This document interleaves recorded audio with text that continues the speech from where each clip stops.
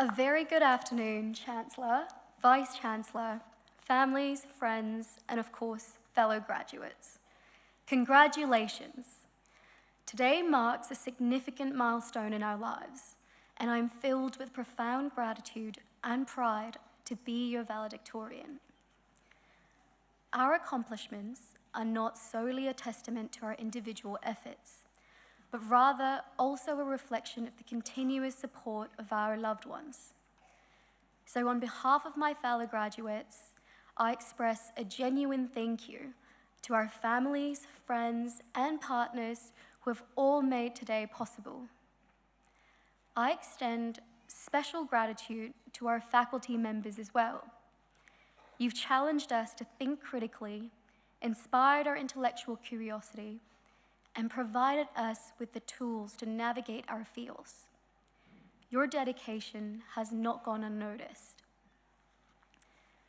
Personally, I'd like to take a moment to thank my own support team. My father, thank you for being an inspiring example of hard work and perseverance. You taught me that dedication and a will to succeed is all you need to turn your life around.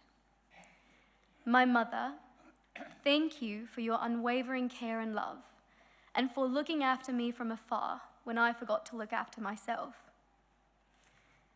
And to my partner, thank you for being my rock and comforting me on the tough days when I was overwhelmed and in tears, and I swore that I was dropping out of this degree, only to then pick up my bags and trot back to class the next day.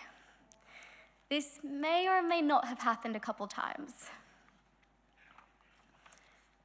University is an intersection of the lives of people with different backgrounds, but all with the same purpose: to commit to achieving our personal goals. We all had our own reasons for being here, but now we stand in solidarity, having fulfilled that commitment to ourselves and to our future. I am grateful for the many moments of achievement and connection that have been the bedrock of our shared university experience. However, I am also aware that the choice to enter university is not always the easiest decision. Pursuing tertiary education is a bit like standing on the edge of a cliff, faced with the hugest decision: what do we do with our future? We arrive at this cliff when high school ends, when we contemplate changing careers, when a parent considers returning to education. I believe that no matter the circumstance, we all have a point in our lives where we stand at the same cliff and choose our future path. We can't quite see the horizon or what awaits us in the murky waters, but we take our leap of faith regardless, and trust that wherever the tide takes us is where we're meant to go. I was 17 when I jumped off that cliff. I left my home, my family, my friends, and moved across the world alone to pursue university. I stepped off a plane in a land where the streets were unfamiliar, the accents were different, and I didn't know a single soul. It was terrifying, suddenly being faced with a whole new world. Upon reflection, though the years passed and I grew up, that scared little girl has somewhat stayed with me. You see, during my master's, I was constantly plagued by a sense of inadequacy. My peers seemed wiser and more experienced. They had seen more, done more, lived more. And I felt like an imposter who was waiting for everyone else to notice that I didn't deserve my spot in this program. I was privileged to have patients trust me to work with them through some of their toughest moments. Yet a niggling voice whispered, "What gives me the right to help them?" As a provisional psychologist, I was helping patients cope with their mental health, but all along, I was in my own exhausting battle with self-doubt.